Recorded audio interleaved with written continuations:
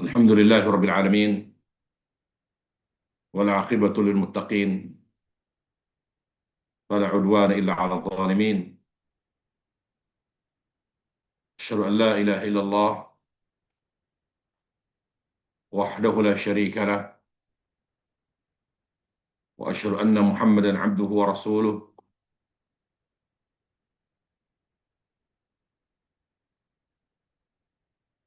Sallallahu alaihi wa ala alihi wa sahbihi wa sallama tasliman katsira.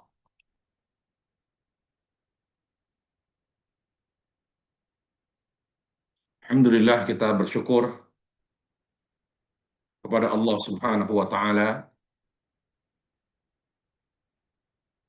Kita kembali dipertemukan oleh Allah berkat taufiknya, rahmatnya di majelis ilmu ini, dan kita bisa bertemu di majelis ini alhamdulillah dalam keadaan sehat walafiat,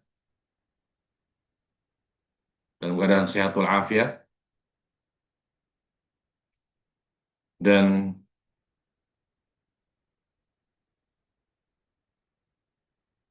eh, kita mohon kepada Allah Jalla wa'ala agar kita diberi taufik, diberi ilmu yang bermanfaat, sehingga bisa kita eh, jadikan sebagai amal soleh.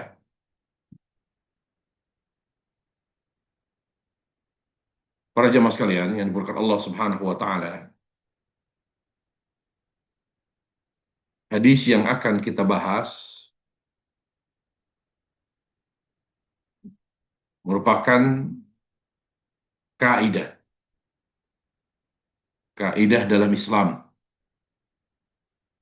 yang sangat membantu kita memahami agama Islam dengan baik dalam masalah-masalah agama, terutama terkait dengan muamalah.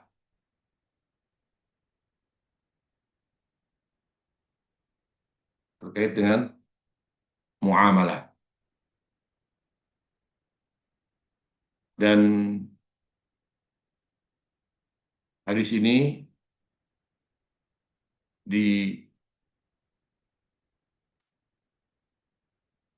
dikhilafkan oleh para ulama kesahihannya. Namun yang sahih adalah hadis ini adalah hadis yang hasan, dan dijadikan sebagai salah satu kaidah dalam Islam oleh para ulama. Hadis ini diriwayatkan oleh Imam Malik dalam Muwatta'nya. Kita tahu Muwatta' Imam Malik menjadi kitab rujukan, bahkan hampir melebihi kitab Sahih Bukhari, yaitu pada masa dinasti Umayyah. Pada masa dinasti Umayyah, di saat itu seorang khalifah, Harun al-Rashid, memanggil beliau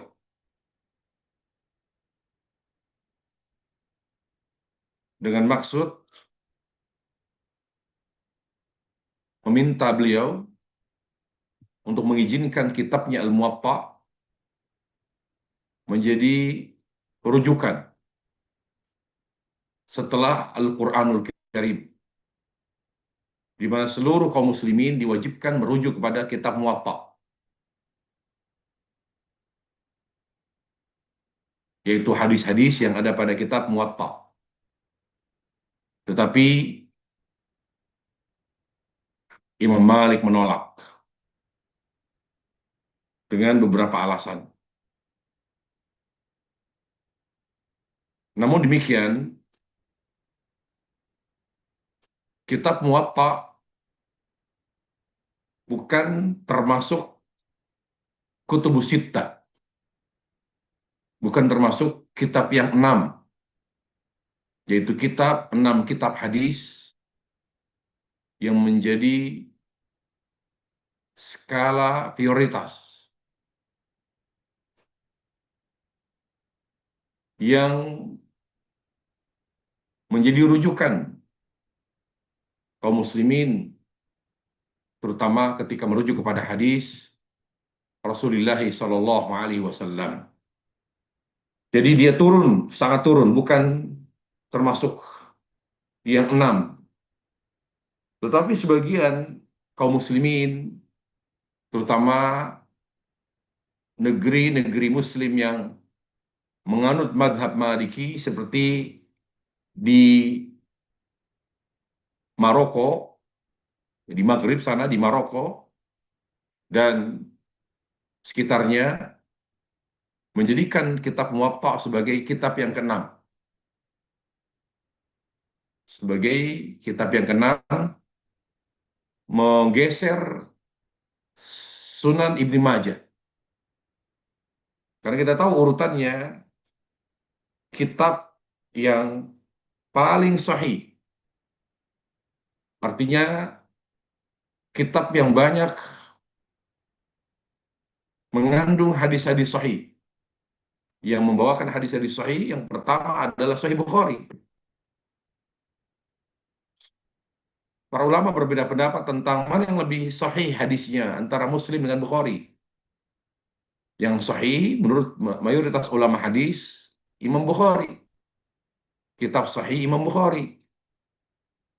Karena dari syaratnya saja, dari syarat periwayatan Imam Bukhari lebih ketat. Di mana disyaratkan al-lughi. Jadi disyaratkan harus bertemu antara perawi yang satu dengan perawi yang lain.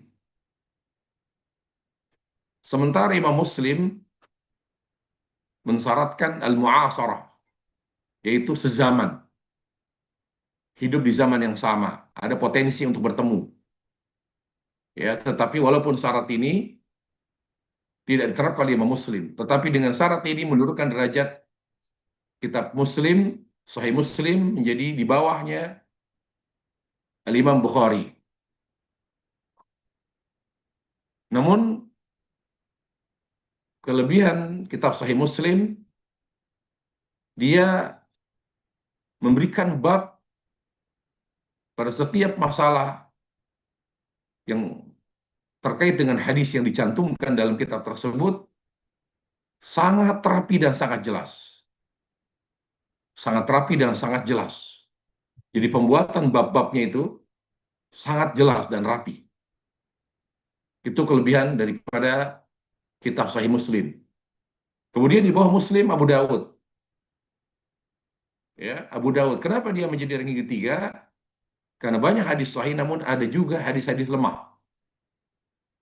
Ada juga hadis-hadis lemah di kitab Sunan Abi Dawud.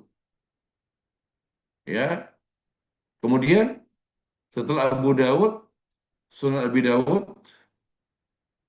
kemudian Bukhari, Muslim, Abi Dawud, ya, Bukhari, Muslim, Abi Dawud, kemudian Sunan Tirmidzi. Kemudian Sunan Tirmidzi. Kenapa Tirmidzi di bawahnya Abu Dawud? Karena ternyata hadis yang lemah lebih banyak di kitab Sunan Tirmidzi. Kemudian setelah Tirmidzi, Sunan Ibnu Majah, ya, Sunan Ibnu Majah. Jadi Bukhari, Muslim, Abu Dawud, Tirmidzi, ada yang mengatakan Nasai. Padahal kita tahu Nasai adalah ulama yang sangat ketat dalam masalah meriwayatkan hadis. Bahkan lebih ketat dari Imam Bukhari. Tapi kenapa kitab sunannya itu sampai turun derajatnya, rankingnya menjadi ranking 5, bahkan 6? Karena beliau tidak komitmen atau tidak konsisten dengan sikapnya, dengan syaratnya. Beliau adalah orang yang paling ketat dalam menerima riwayat seorang perawi. Tapi faktanya dalam kitab sunannya, Sunan Nasai, banyak hadis yang lemah, bahkan sangat lemah. Bahkan sebagian ulama mengatakan ada bahkan hadis palsu, tapi itu dibantah. Yang sahih banyak hadis lemah, bahkan lemah sekali. Dan ini yang menurunkan derajat Sunan Nasai. Dan yang terakhir, Ibnu Majah. Dan Muwatta tidak termasuk kutubus sittah.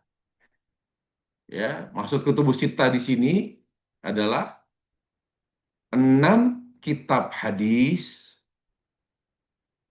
yang mana ya banyak mencantumkan hadis-hadis sahih dari Nabi Shallallahu Alaihi Wasallam dibanding kitab hadis lainnya. Dan kitab Muwatta Imam Malik, jumlah hadis sahihnya tidak lebih banyak dari 6 tadi, dari 6 kitab hadis tadi. Ini terkait dengan pengetahuan tentang kitab Muwatta Imam Malik yang merupakan kitab yang meriwayatkan hadis yang akan kita bahas ini. Hadis ini sampai kepada sanadnya sampai kepada Abi Sa'id Sa'ad bin Malik bin Sinan Al-Khudri radhiyallahu an. Ya, hadis ini sangat singkat dan padat, dan itulah kelebihan Nabi Shallallahu Alaihi Wasallam. Ya, bahwa Nabi Alaihissalam utia bijawami'il kalim, di mana Nabi itu seringkali jadi terkenal beliau, ya, ciri khas beliau adalah beliau setiap kali bicara selalu singkat dan padat. Ya, begitulah ucapan yang baik. Ya, ucapan yang baik, maqalla wadal, singkat dan padat. Jadi semakin ucapan kita singkat dan padat isinya, maka itu lebih baik. Karena semakin banyak kita bicara, semakin panjang, semakin melebar, maka semakin banyak potensi salahnya. Jadi kita sebaiknya ketika kita bicara, bicara yang singkat dan padat untuk menghindari kesalahan. Makanya kata Umar Khattab radhiyallahu anhu, "Man kathura kalamuhu kathura laghatuh."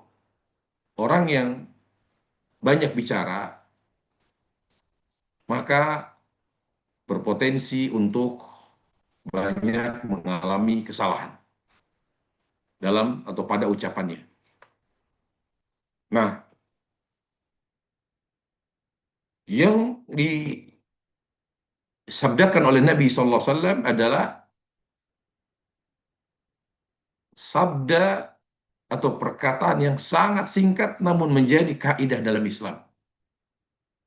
Menjadi kaidah, ya, kaidah dalam Islam untuk menghukumi suatu permasalahan dalam Islam, yaitu la darar wala dirar.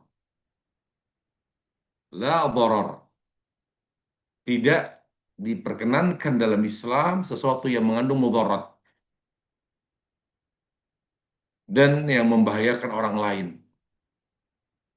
baik yang membahayakan diri sendiri maupun yang membahayakan orang lain, baik mudarat yang disengaja maupun mudarat yang tidak disengaja.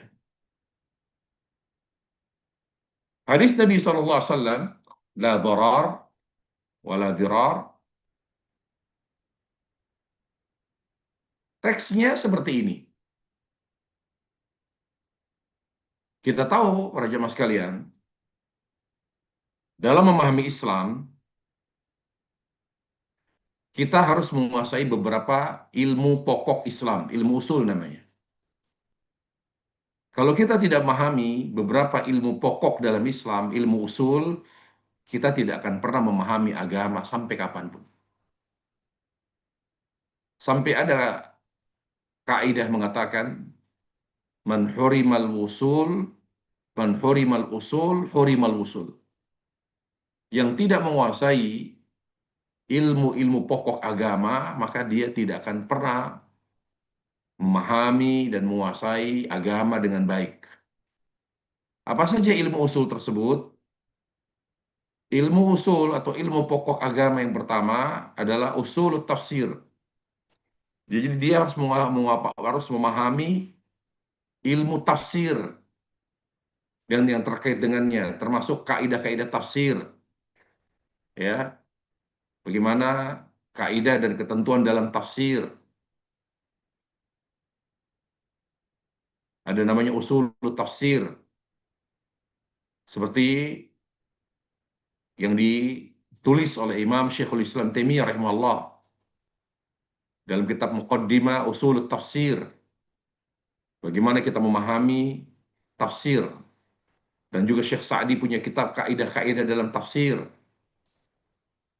Ya, ada banyak sekali. Ya, kita harus memahami itu kaidah-kaidahnya. Bagaimana misalnya kalau ada ayat yang berkatakan wa minan nas di antara manusia, maka kaidahnya mengatakan bahwa setiap ada kata di antara manusia, maka ayat ini bicara tentang orang munafik. Bicara tentang orang munafik. Bukan orang biasa, tapi orang munafik. Ya. Dan banyak kaidah-kaidah, usul-usul tafsir. Kemudian yang kedua, usul hadis. Ilmu hadis. Dia harus memahami syarahnya. Harus membaca penjelasan syarah dari hadis. Kemudian mustalahul hadis. Sehingga dia bisa membedakan mana hadis sahih, mana hadis lemah. Tidak asal berbicara, tidak asal berdalil dengan hadis, tapi dia hanya berdalil dengan hadis yang sahih. Dan menganggap penting berdalil dengan hadis yang sahih. Ya, nanti di dalamnya ada takhrid nanti dan sebagainya. Usul hadis, ada kitab rijal, kitab sanad, kitab perawi, dan kitab-kitab hadis, kitab yang sangat banyak. Pada masing-masing sub-sub masalah, sub-sub bab itu banyak sekali. Ada kitab al-Alqab, ada kitab al-Kuna, ada kitab as-Sabiq wal Lahiq. Makanya kata ulama, orang yang banyak membeli kitab hadis, dia akan bangkrut karena butuh banyak uang. Kemudian ketiga, usul fikih. Dia harus menguasai usul fikih. Ya, menguasai usul fikih. Usul fikih itu kaidah am, al-amr, nahi, larangan, perintah, umum, khas.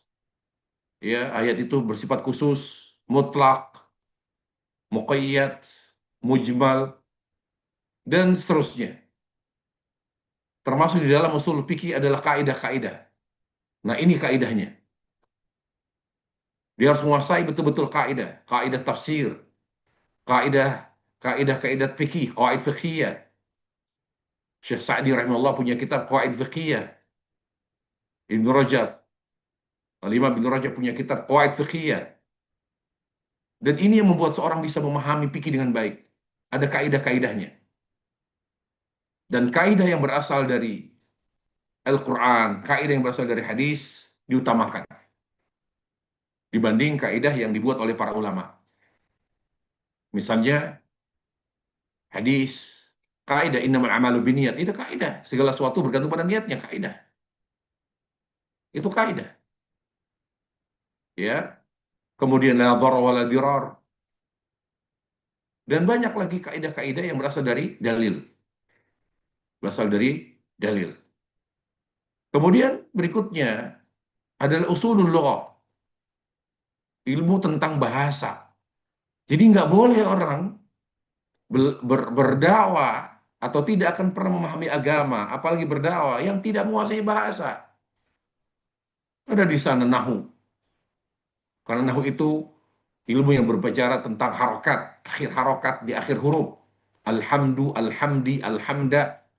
Apa makna alhamdu? Apa makna alhamdi? Kenapa alhamda? Kenapa lillah? Kenapa Allahu, Allahi, Allaha? Itulah ilmu nahu yang membahas tentang, ya.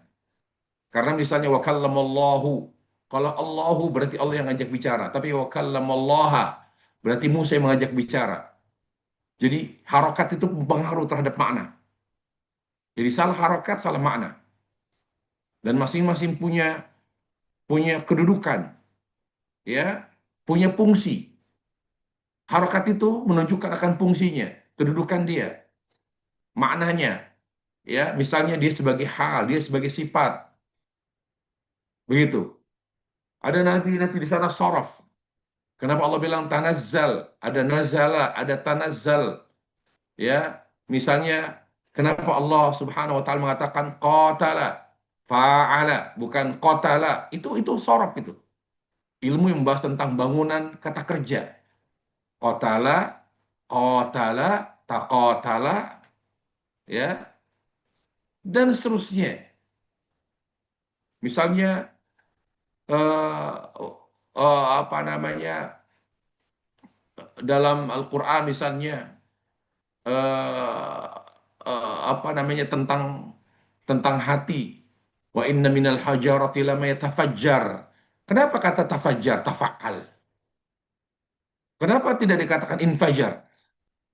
Wa inna minal hajarati lama yatafajjaru minul anhar. Tafajjar itu dia maknanya adalah meledak begitu. Jadi terbuka secara mendadak, tafajjar. Jadi ada masing-masing itu makna, dan itu harus dipelajari melalui ilmu sorof. Ada namanya ilmu balaghah. Dia mengetahui keindahan sastra Arab. Seperti Allah katakan, ada majas, was'alil qarya, tanya desa, mana ada tanya desa, tanya penduduk desa, ya. Misalnya, apa namanya, di Al-Qur'an tentang jika jidal kadu ayyang qom. Jadi apa namanya, eh, banyak sekali, ya. Allah katakan firman-Nya itu mengandung majas, mengandung balaghah yang luar biasa. Ya, ada arful qafiyah dan lain sebagainya. Nah, itulah beberapa ilmu pokok yang harus dikuasai seorang yang ingin memahami agama, apalagi berdakwah, apalagi berdakwah. Nah, ini. Kemudian penjelasan dari hadis ini. Pertama, sebelum kita bicara tentang doror dan diror, kita harus memahami hal-hal apa saja yang tidak boleh ada mudarat di sana. Kita tahu Islam agama yang menjaga 5. Namanya khamsud dururiyat, ada 5 hal yang dijaga oleh Islam. Sehingga tidak boleh ada mudarat di sana. Tidak boleh ada mudarat yang membahayakan dan mengancam 5 hal tadi. Yang pertama, hifduddin. Islam datang untuk menjaga agama. Makanya Allah haramkan syirik. Kenapa Allah haramkan syirik? Untuk menjaga tauhid. Karena Islam itu tauhid. Ya qaum i'budullah ma lakum min ilahin ghairu. Wahai kaumku, beribadahlah hanya kepada Allah. Tidak ada ilah yang berhak diibadah kecuali Dia. Wa ma arsalna min qablika min rasulin illa nuhi annahu la ilaha illallah. Annahu la ilaha illallah. Illa nuhi annahu la ilaha illallah.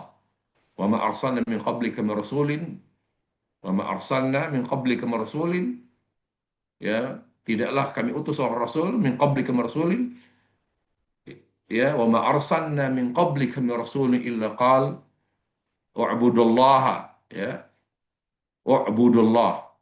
Jadi sembahlah Allah Subhanahu wa taala semata. Islam agama tauhid. Kalau tidak ada tauhid bukan Islam. Yang kedua, ya, yang kedua setelah Islam adalah Islam, agama, kemudian nyawa. Makanya Allah haramkan pembunuhan. Allah haramkan pembunuhan. Ya. Kemudian setelah nyawa, Islam juga menjaga akal. Menjaga akal. Makanya Allah haramkan khamr. Segala yang merusak akal, narkoba, seluruh jenis narkoba yang merusak akal diharamkan oleh Islam. Kemudian yang ketiga, yang keempat, Islam mengharamkan, ya, segala hal yang melecehkan kehormatan. Makanya Allah haramkan zina. Allah haramkan zina.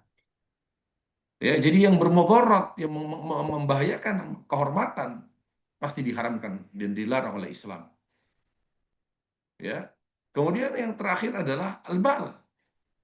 Segala yang dapat menghancurkan harta, baik menghancurkan kualitasnya seperti riba, menghancurkan keberkahan harta, pasti diharamkan oleh Islam. Atau menghancurkan apa namanya, kuantitas, artinya bisa membuat bangkrut, pasti diharamkan oleh Islam. Jadi 5 ini tidak boleh ada mudarat. Agama, nyawa, akal, kehormatan, harta. Nah, kalau dari lima ini,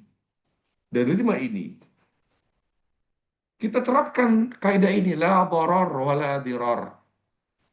Tidak ada yang dibenarkan, segala mudarat dalam Islam. Segala yang bermudarat tidak dibenarkan dalam Islam. Jadi artinya yang bermudarat pasti diharamkan oleh Islam, pasti.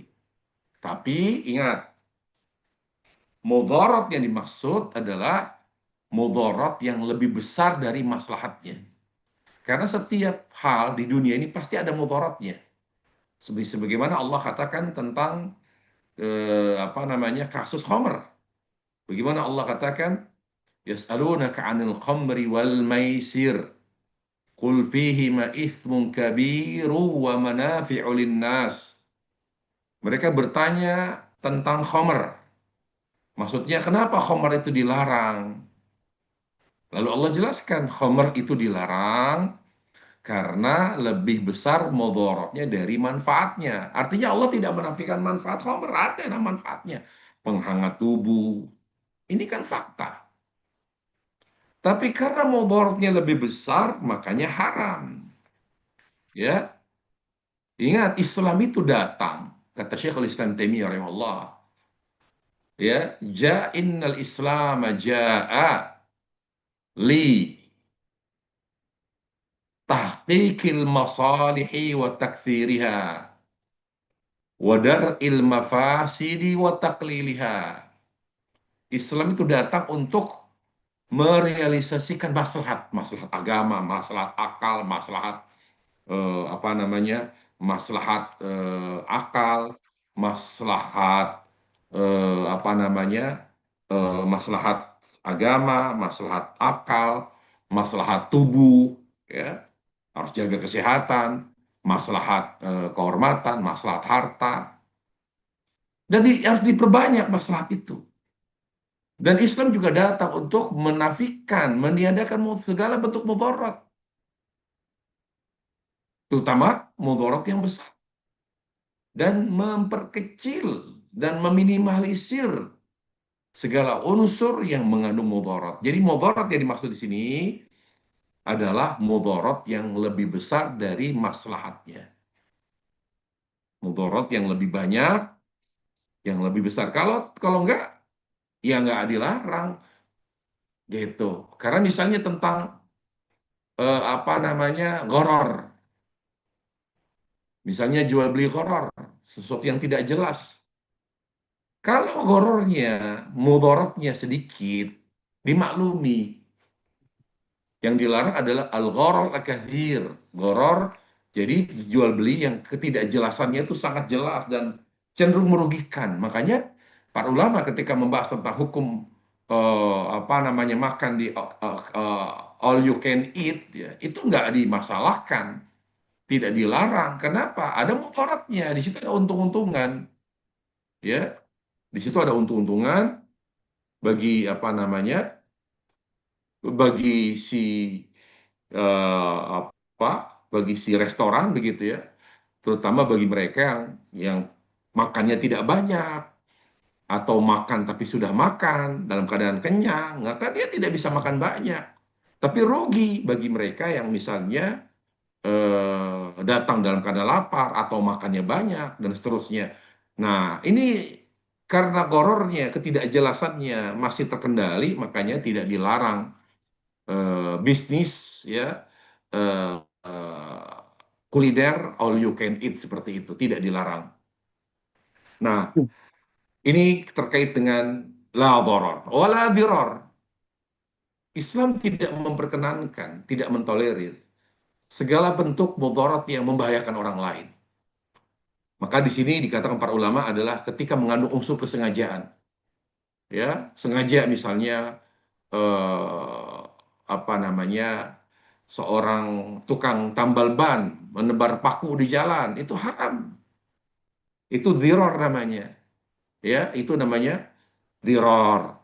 Kemudian misalnya apa namanya, seorang misalnya membangun ya, merenovasi rumahnya.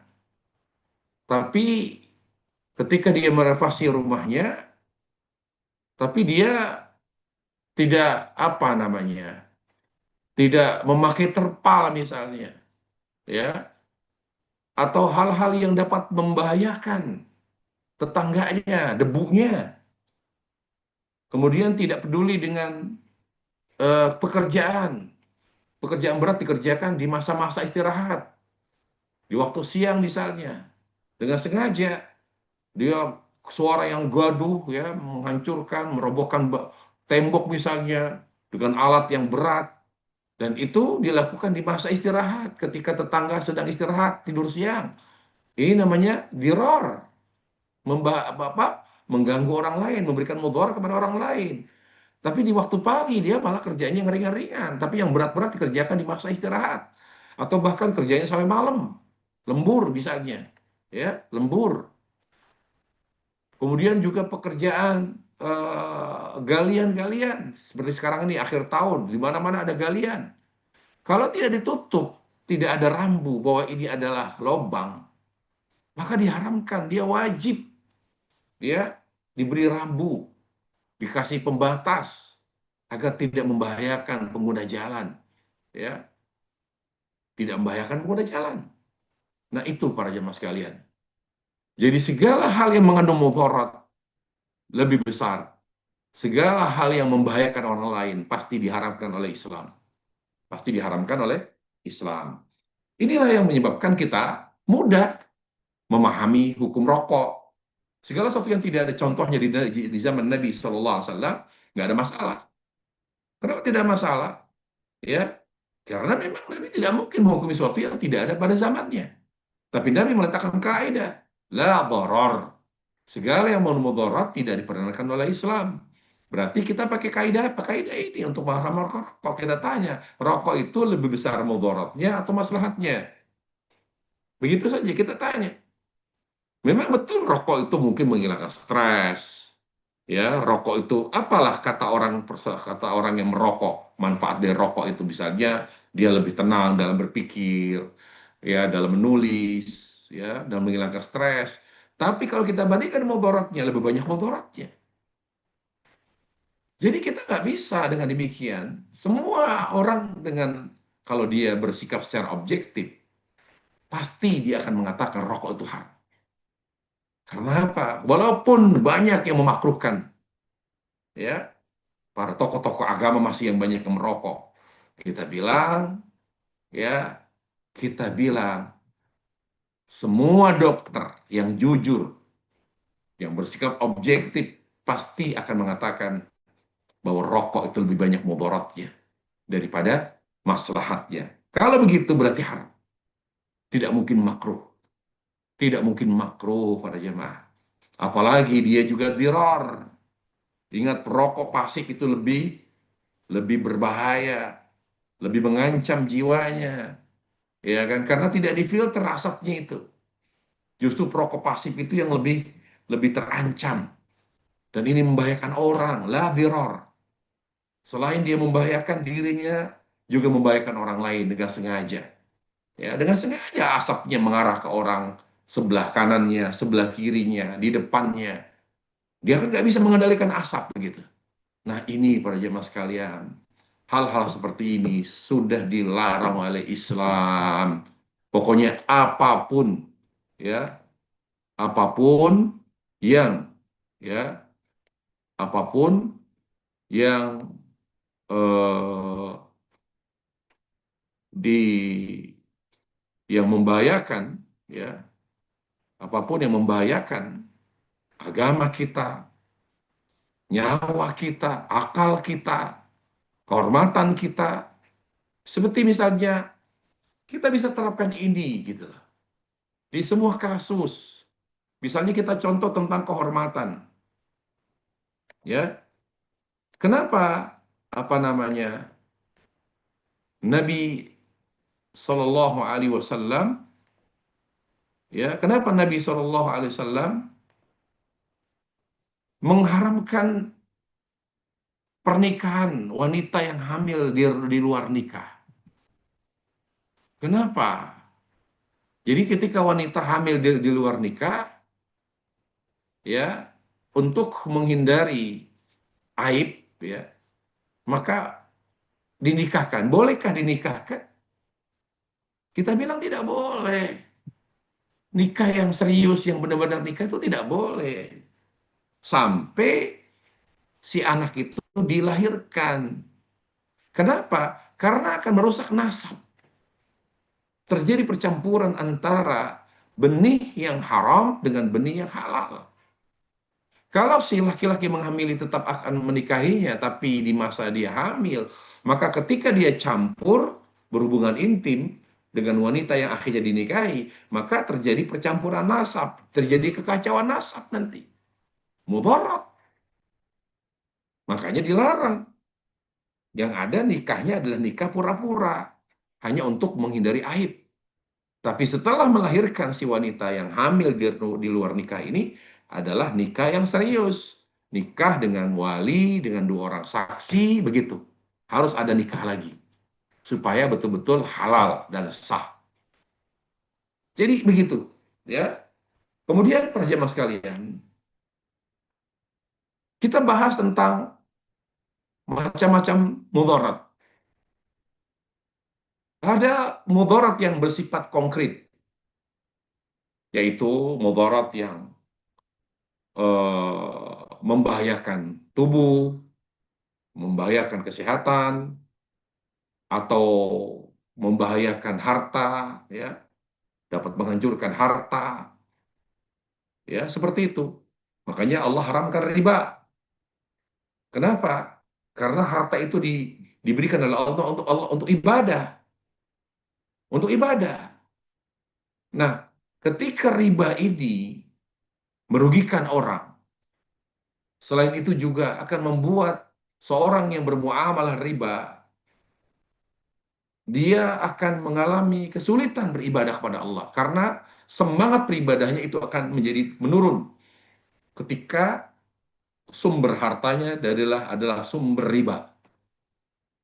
Jadi banyak sekali mudarat yang dilahirkan oleh riba. Judi. Kenapa diharamkan judi dalam Islam? Karena dia memberikan mudarat. Karena kaidah atau ketentuan atau pengertian daripada judi adalah kullu ma yaduru baina ghurmin wa ghurmin, segala sesuatu yang bersifat spekulatif, yang untung-untungan. Kalau nggak dia yang untung, saya yang untung. Kalau nggak saya yang untung, dia yang rugi. Atau dia yang untung, jadi saya untung, dia rugi. Dia untung, saya rugi. Wah, itu nggak benar kayak gitu. Segala sesuatu yang bersifat spekulatif itu haram, memberikan mudarat. Islam, agama, masalah. Dan begitu seterusnya. Ada juga namanya doror yang bersifat abstrak atau ma'nawi. Apa misalnya? Yang melecehkan kehormatan, penghinaan. Makanya Allah katakan la yaskhar qaumin qaum. Nggak boleh seorang menghina, mengejek, mengolok-olok orang lain. La yaskhar qaumin qaumin asa yakunu khairan minhum wala nisa'un min nisa. Terutama wanita karena mulutnya itu tidak bisa dijaga perempuan itu. Wala nisa'un min nisa'in asa yakunu khairan minhun. Karena bisa jadi yang mengolok-olok itu bisa jadi orang yang wanita yang diolok-olok lebih baik daripada yang mengolok-olok. Kenapa diharamkan menghina? Karena bermudarat kepada perasaan, kepada kehormatan. Ghibah, kenapa diharamkan ghibah? Karena dia bermudarat kepada kehormatan. Orang merasa dilecehkan kehormatan dia, nama baik dia. Kenapa dia diomongin? Karena aibnya dibuka, yang tidak dia suka, dia nggak mau. Walaupun bukan aib misalnya. Tapi kan makna ghibah itu sendiri, kata Nabi alaihissalam, dzikruka akhaka bima yakrah. Membicarakan sesuatu yang tidak disukai oleh saudara kita. Mungkin dia nggak suka keluarganya diomongin. Itu ghibah. Mungkin dia nggak suka kehidupannya dibicarakan. Itu ghibah jatuhnya. Segala sesuatu yang kita bicarakan tentang saudara kita, sementara dia tidak suka, maka jatuhnya ghibah. Jatuhnya adalah ghibah. Ya. Nah, begitu para jemaah sekalian yang dimuliakan Allah Subhanahu wa taala. Atau yang sifatnya mudarat umum, ya, yang misalnya mudarat yang menimpa masyarakat seperti wabah misalnya, wabah penyakit, ya, atau doror yang bersifat khusus yang menimpa personal misalnya, ya. Kemudian apa namanya, doror al-mutaaddi, doror yang bahayanya itu bukan hanya menimpa diri kita, bahkan menimpa orang lain. Contoh misalnya, ya tadi apa namanya, membuang sampah sembarangan yang berpotensi membuat orang celaka. Misalnya kita buang kulit pisang sembarangan, kita misalnya membuat sesuatu yang licin sembarangan misalnya, maka tidak hanya membahayakan diri kita, bahkan membahayakan orang lain. Namanya dharar mutaaddi. Kemudian dharar al-qasir, artinya yang membahayakan bagi diri kita sendiri. Ya, jadi semua dharar, dharar yang bersifat secara langsung maupun yang tidak langsung, seperti jajanan-jajanan. Apakah dia langsung membuat seorang anak yang jajan itu langsung sakit? Kan tidak. Ya, yang mengandung apa namanya, boraks misalnya, jajanan yang tidak bersih minyaknya, yang tidak higienis misalnya. Jadi itu semua dilarang dalam Islam. Ya, kalau tidak bersifat haram, paling tidak dihindari. Ya, terutama apa namanya, walaupun mudaratnya tidak bersifat langsung, tapi di kemudian hari akan terasa mudaratnya, maka itu pun harus dihindari. Itu pun harus dihindari. Ya, itu pun harus dihindari. Nah, itulah para jemaah sekalian, makna dari hadis ini, la darar wa la dirar.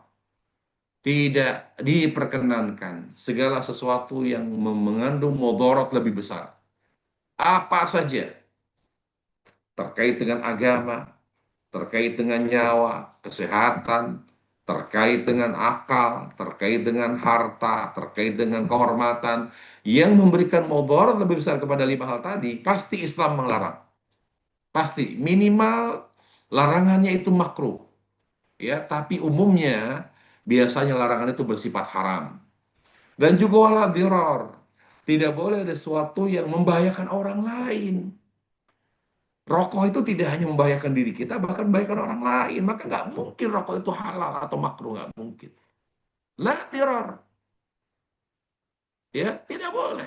La dirar. Sama dengan parkir sembarangan misalnya. Membuat orang itu sampai sulit, ya, terjadi macet karena parkir sembarang. Ini juga dirar. Ya, ini juga diror. Sama juga misalnya eh, apa misalnya? Apa saja yang membahayakan orang. Sampai hal-hal kecil. Misalnya dia parkir motor, lalu injekan kakinya tidak dilipat. Sementara itu parkir itu padat. Jadi orang yang akan lewat itu sehingga kakinya mengenai injekan kaki karena dia tidak dilipat. Itu ya menjadi terlarang seperti itu. Jadi semua hal yang mengandung mudarat apapun itu.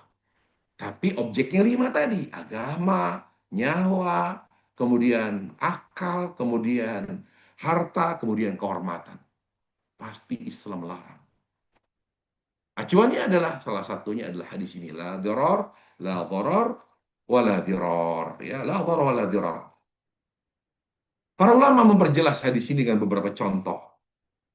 Contoh misalnya, apa namanya, seorang suami yang tidak mau menceraikan istrinya. Jadi digantung begitu. Dicerai enggak, tapi dinafkahi enggak. Ini kan memberikan mudarat kepada istri. Dan ini haram. Itu haram. Atau seorang laki-laki misalnya menceraikan istrinya dengan ya apa namanya yang sudah memiliki beberapa anak. Lalu anaknya itu diasuh oleh ibunya. Dia ceraikan, anaknya ikut ibunya. Nah, ketika ya jadi si laki-laki ini nggak mau istrinya nikah lagi. Tapi sudah diceraikan. Dan anak-anak bersama ibunya. Tapi si si laki-laki ini mantan suaminya nggak mau istrinya nikah lagi. Dia mengatakan kalau kamu nikah lagi anak-anak saya bawa. Padahal dia nggak bisa ngurus. Dia tidak bisa ngurus dan tidak ada tanggung jawab. Tidak bertanggung jawab. Tidak membiayai. Selama ini juga dia tidak membiayai. Tidak ngurus, tidak membiayai. Lalu dia ancam kepada mantan istrinya. Kalau kamu nikah lagi, saya akan ambil anak-anak. Dan si ibu tentu takut. Sehingga dia berpikir lagi. Setiap dia dengar bahwa mantan istrinya akan menikah, dia ancam lagi. Kamu mau nikah, saya ambil anak. Padahal itu sekedar intimidasi, tapi tidak nyata. Dan ini mudarat. Dan itu haram hukumnya. Intinya ya ikhwatal iman. Segala sesuatu yang memberikan mudarat pasti diharamkan dalam Islam. Pasti. Tinggal kita lihat mudaratnya seperti apa.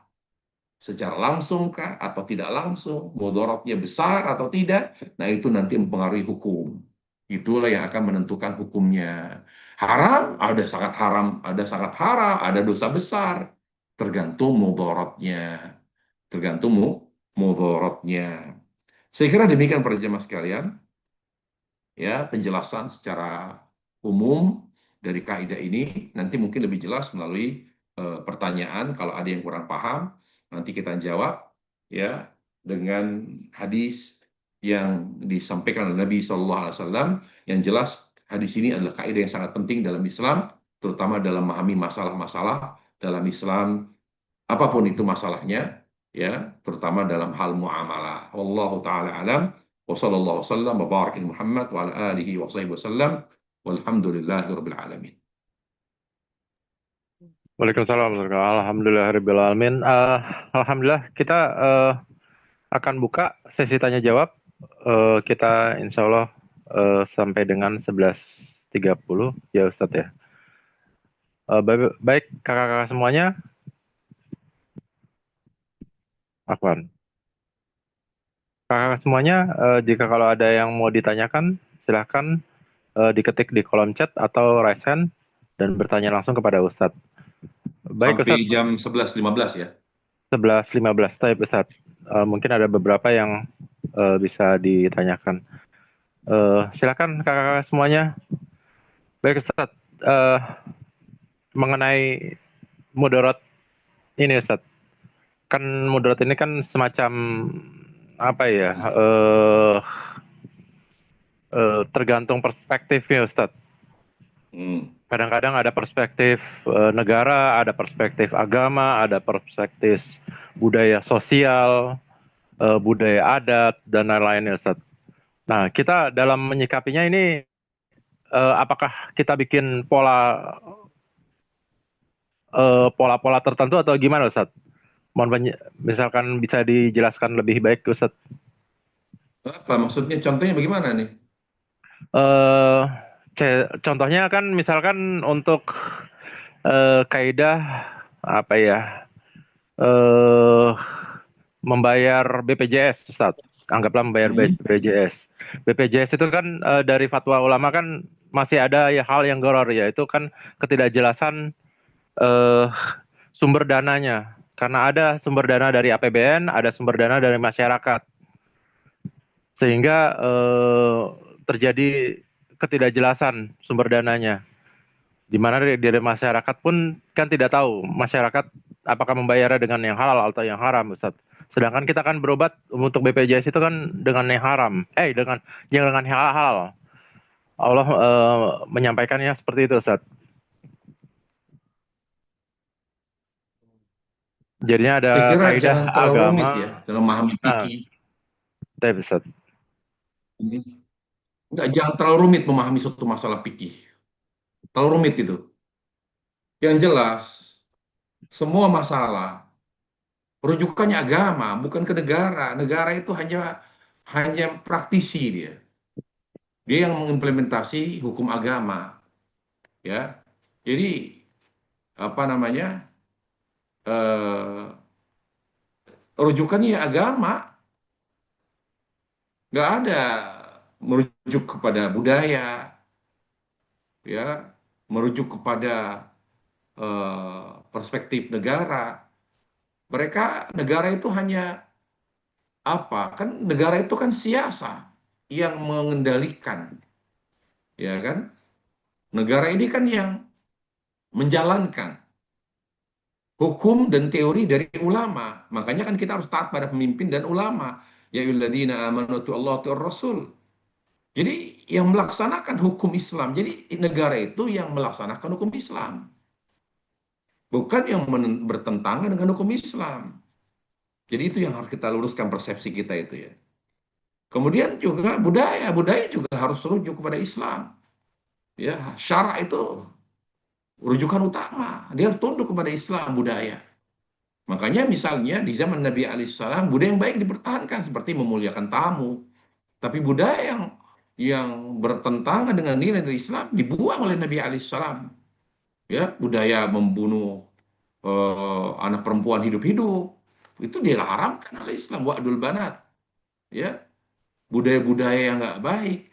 Bagaimana zaman masa jahiliyah, kalau wanita haid, istri haid itu dikucilkan, dipingit, dipasung, ya tidak boleh makan bersama, dianggap aib, diharamkan dalam Islam. Bahkan kata Allah, yas'alunaka 'anil mahid qul huwa adzan fa'tazilu nisa fil mahid wa la taqrabuhunna hatta yatur. Yang nggak boleh itu hanya hubungan intim dengan wanita yang sedang haid. Tapi kalau dia bersih atau kalau dia apa namanya, kalau dia suci silakan kalian berhubungan. Tapi kalau dalam urusan yang lain nggak ada urusannya dengan najis apa. Najis itu kan kemaluannya mengeluarkan darah. Tapi dirinya dia masih bersih. Jadi boleh makan bareng, minum bareng, tidur bareng. Itu budaya yang salah itu. Ya, dinafikan dan diberantas oleh Islam. Jadi rujukan kita semua orang, semua, ya, bahkan negara pun, makanya ada negara Islam. Negara Islam itu harus negara yang mengadopsi dan melaksanakan hukum Islam, ya, melaksanakan hukum Islam. Dan hukum Islam itu jangan dipahami sebagai kisos terkait dengan hukum aja. Hukum Islam itu tauhid, hukum Islam, sholat, hukum Islam. Jadi bukannya terkait dengan amal, akidah, itu hukum Islam. Ya, syariat Islam itu seperti itu. Nah, jadi kembali lagi tentang misalnya secara khusus terkait dengan hukum BPJS. Ya tinggal kita bedah aja. Tinggal kita bedah mudaratnya di mana gitu. Mudaratnya di mana? Oke, sumber BPJS itu dari mana? Dari pemerintah. Dari pemerintah. Pemerintah itu dari mana? Dari APBN. Apalagi sumbernya dari mana? Yang penting dari pemerintah. Ya kan? Kita nggak perlu tahu sumbernya dari mana. Yang penting itu tanggung jawab pemerintah. Dan pemerintah punya penghasilan, punya BUMN dan sebagainya. Kemudian dari situ nanti dia bantu tuh masyarakat dalam hal kesehatan. Tapi juga masyarakat diminta untuk urun, ya, untuk patungan dengan membayar. membayar angsurannya misalnya. Nah, membayar angsurannya seperti itu karena pemerintah tidak sanggup mengcover semua, ya, mengcover semuanya. Ada juga kan BPJS macam-macam, ada yang berbayar, ada yang tidak bayar. Karena mungkin yang sangat miskin dia free gitu ya. Tapi yang ikut BPJS yang mampu mungkin bayar angsurannya. Nah, saya melihat di sini apa ya? Ada yang mengatakan mengandung unsur spekulatif, untung-untungan dia. Misalnya dia baru mengangsur sekian angsuran, bayar gitu ya BPJS. Tapi ternyata dia harus ditangani dengan operasi besar, sementara biayanya itu sampai ratusan juta misalnya. Nah uangnya belum sampai segitu, gimana itu? Nah kita bilang nggak ada rugi, nggak ada untung. Kenapa? Itu ditanggung negara, itu uang negara, uang untuk masyarakat. Jadi nggak ada masalah gitu loh. Nggak ada yang dirugikan di situ. Memang negara hadir untuk membantu masyarakat yang seharusnya kesehatan itu gratis, ya, mengobati orang yang sakit seberat apapun, ya, itu gratis harusnya. Tapi pemerintah nggak sanggup. Jadi saya melihat di sini, wallahu alam, ya, tentu nanti apa namanya data ini penting. Kalau datanya lengkap, nanti beda lagi hukumnya. Tapi sampai detik ini, saya melihat wallahu alam, ya, BPJS itu bukan sesuatu yang haram karena dia lebih banyak memberikan manfaat kepada kita. Tapi nanti ada hal-hal lain yang mungkin saya nggak tahu, itu bisa mempengaruhi hukum. Ya, yang jelas ada unsur-unsur tertentu. Misalnya kata Syekhul Islam, oh itu bisa mengetahui sesuatu itu menjadi haram. Asalnya muamalah itu halal. BPJS itu asalnya halal. Nggak bisa kita bilang nggak boleh begini, nggak boleh. Jangan terlalu ini berlebihan dalam berhati-hati, dalam bersikap berhati-hati dalam Islam. Karena ini muamalah. Muamalah nggak boleh hati-hati. Asalnya itu mubah halal. Ingat, muamalah asalnya halal, mubah. Jadi jangan terlalu berani mengharamkan sesuatu yang nggak ada dalilnya. Lalu nanti ada yang dilarang. Karena mengandung beberapa alasan, kata Syekhul Islam Taimiyah. Yang pertama, merugikan orang lain. Apa misalnya? Mengambil hak orang. Mengambil hak orang. Seperti misalnya kasus dalam kasus MLM misalnya. Kan merugikan orang lain itu. Asuransi misalnya. Ya kan? Yang tidak terjadi apa-apa, dia nggak dapat tuh.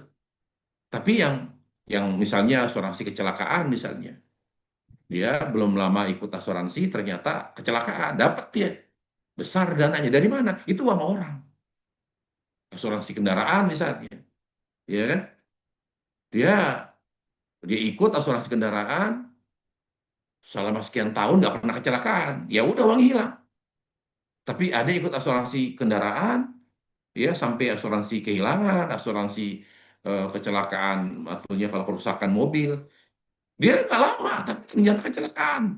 Full di cover. Uang dari mana itu? Uang orang. Karena ini perusahaan asuransi ini profit oriented.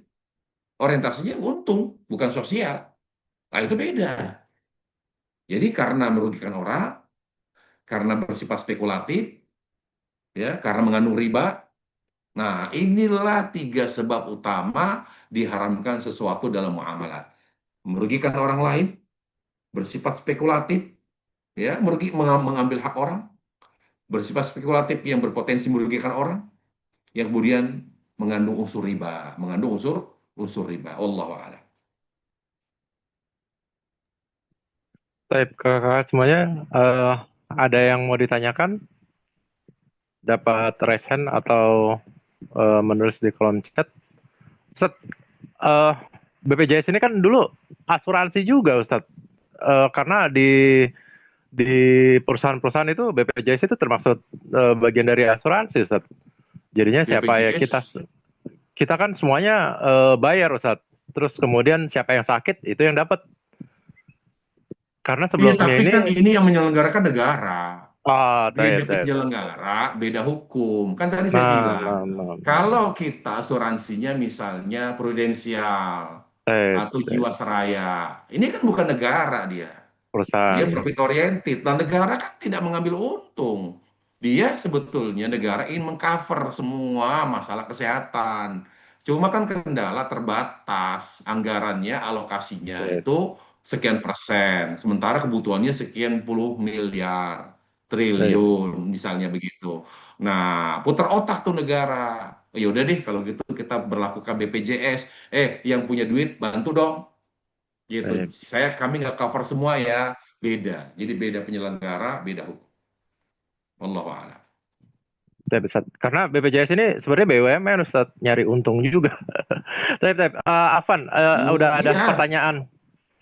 Sudah ada pertanyaan, Ustaz. Mohon konfirmasinya, jika asal hukum muamalah itu hukumnya boleh, sampai ada larangan untuk melakukannya, dan hukum melakukan ibadah itu tidak boleh dilakukan sampai ada perintah untuk melakukannya dari Allah Azza wa Jalla.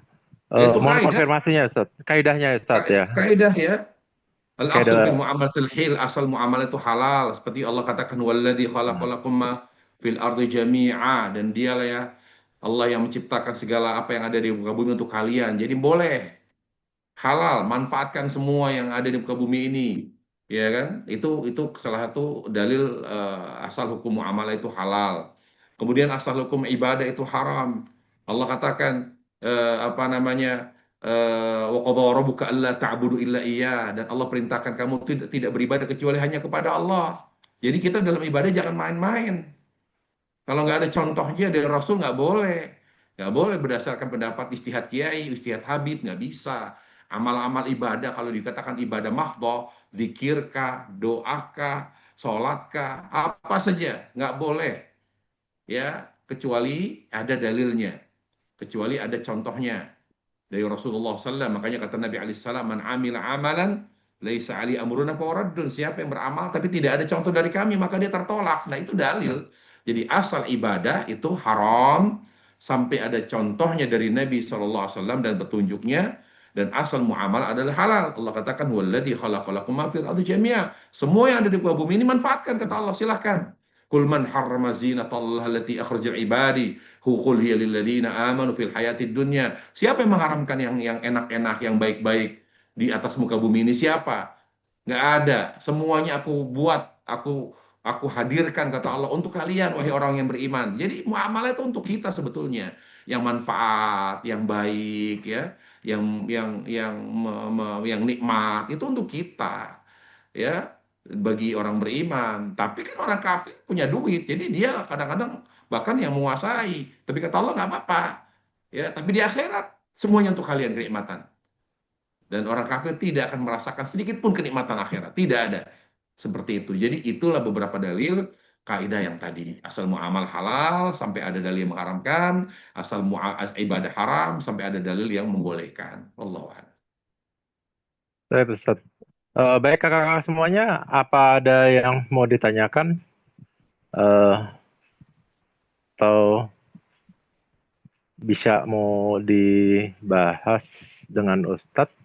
Yang tidak berkaitan dengan ini juga monggo silahkan, ada 4 menit lagi, satu pertanyaan mungkin. Ayo kakak-kakak semuanya. Ya, alhamdulillah kalau nggak ada pertanyaan berarti sudah jelas, sudah pada Saya pinter-pinter, Ustadz. ya kan, sudah Masya pada Allah. alim-alim, dan berarti sudah jelas kaidahnya. Tinggal dipakai. Nah, Justru saya berharap jangan ada bertanya lagi, udah ngerti. Oh, berarti kalau ada yang mengandung mudarat, dah pasti nggak boleh. Gitu aja, apa terkait dengan saja. agama. Oh, yang mengancam jiwa, mengancam agama, begitu. Kenapa bid'ah diharamkan? Karena bermodor bagi sunnah. Kalau bid'ah itu hidup, sunnah mati gitu. Makanya bahaya. Agama itu kan sunnah, tuntunan Nabi SAW. Jadi nggak bisa orang menilai ini kan baik, nggak bisa bermudarat. Anda misalnya berzikir secara berjamaah, zikir sunnahnya nggak pakai, nggak diamalin. Anda misalnya doa Allah mabarik lana fima razaqtana, doa Anda Bismillah nggak kepake, makanya bermudarat. Jadi nggak boleh gitu. Jadi begitu. Ya, kenapa kita tidak boleh sholat di kandang onta? Karena kandang onta, kata Nabi alaihissalam, adalah tempatnya syaitan. Tempatnya, tempatnya syaitan. Walaupun kencingnya suci, ya, tidak najis. Karena Nabi alaihissalam pernah memerintahkan suatu kaum untuk minum kencing onta. Tapi kata Nabi, ya, kandang onta itu kandang yang banyak setannya. Makanya kita dilarang untuk sholat di kandang onta. Bukan karena faktor kesuciannya atau najisnya, tidak. Ya, dia suci, semua yang dari onta itu suci, kotorannya. Karena kaidah mengatakan segala hewan yang halal dagingnya, maka kotoran dan air kencingnya itu suci. Ya, segala yang halal dagingnya. Jadi kalau haram berarti kotorannya najis. Seperti macan, manusia kan haram. Apa? Sekarang pertanyaan, kucing halal atau haram itu kucing itu dagingnya? Hah? Haram, Ustaz. Haram, Ustaz. Haram, haram atau halal? Tapi kita nggak mampu makan gitu. Ih, Ah, gimana itu? Kucing itu, wallahu alam, dia tidak haram dia. Hanya kita tidak sanggup makannya. Makanya kalau kita dikencingi kucing, kita bisa sholat. Karena kata Nabi, susah kucing itu dihindari. Kata Nabi alaihissalam, tawafuna alaikum tawafat, dia kucing yang sering keluar masuk rumah benar. kita dia. Waduh, repot mimma ta'umu bihi balwa. Lah kalau kencingnya hak najis, waduh, repot kita. Jadi dari sini aja kita bisa pahami ya, bahwa kucing itu dia tidak ada yang mengharamkan, tetapi tidak sanggup kita makan. Nah, kenapa dikatakan di situ ditanya, kenapa onta kalau kita makan dagingnya membatalkan wudu? Karena yang Nabi yang ngomong. Jadi semua binatang yang halal dagingnya kalau kita makan tidak membatalkan, ya kan? Karena yang menetapkan membatalkan atau tidak harus dalil. Nah, Nabi secara khusus mengatakan siapa yang makan daging onta maka batal wudunya. Adapun penelitian yang mengatakan daging onta itu lebih panas, lebih menggelora di dalam tubuh, ya. Memang fakta kalau onta itu luar biasa gitu ya. Coba aja, cuma dia lebih hambar ya. Onta itu lebih enak daging kambing. Tapi kalau orang makan daging onta, kalau dia ini itu biasanya apa bergejolak syahwatnya itu. Ya, pernah saya ajak jamaah umroh itu makan daging onta di Madinah, kemudian setelah pulang ke hotel nggak bisa tidur, beberapa jam nggak bisa tidur, atau apa sebagian bahkan burungnya berdiri terus sampai menjelang subuh karena begitu panasnya daging onta itu, jadi sangat kuat sekali. Bahkan ada yang nggak bisa tidur dia, sampai dia nggak ke kamar, dia di luar aja. Karena nggak bisa tidur, karena kuatnya daging onta itu. Ya, makanya kalau nggak bawa istri, jangan makan daging onta gitu. Tapi kalau bawa bersama istri, nggak ada masalah, makan bersama istri begitu. Nah itu. Jadi yang jelas yang membuat kenapa daging onta kalau kita makan membatalkan wudhu adalah pernyataan Nabi SAW yang mengatakan bahwa siapa yang makan daging onta maka batal wudhunya. Jadi kalau dia mau sholat ya wudhu lagi. Itu pernyataan Nabi SAW. Allahu taala alam. Nah, saya kira cukup ya. Sudah jelas. Alhamdulillah. Semoga Allah Jalla wa'ala memberkahi majelis kita. Semoga kita diberi pemahaman agama yang baik. Ya, kaidah ini mudah-mudahan menambah ilmu dan pemahaman kita sehingga kita paham apa yang mau mengandung mudarat, yang mengandung mudarat lebih besar. Ingat, mudarat ini maksud mudarat lebih besar. Karena segala hal pasti ada mudaratnya. Nggak ada tidak mudaratnya. Tidur aja capek, mudarat. Makan mudarat. Orang makan terus capek. Kan gitu. Jadi di dunia itu tidak ada yang murni maslahat. Makanya mudarat yang dimaksud mudarat yang lebih besar, ya, yaitu al-mudharatur rajihah, mudarat yang lebih besar. Segala hal yang mengandung mudarat besar, apakah akan mengancam agama, mengancam kehormatan, mengancam akal, mengancam nyawa, mengancam harta, pasti Islam mengharamkan. Walaupun tidak ada fatwa, pasti itu, pasti. Belum ada fatwa, pasti sudah ada dalilnya. Jadi semua berkaitan dengan mudarat. Makanya misalnya, kenapa di Saudi dulu dilarang perempuan bawa mobil, nyetir mobil? Karena ada banyak mudaratnya.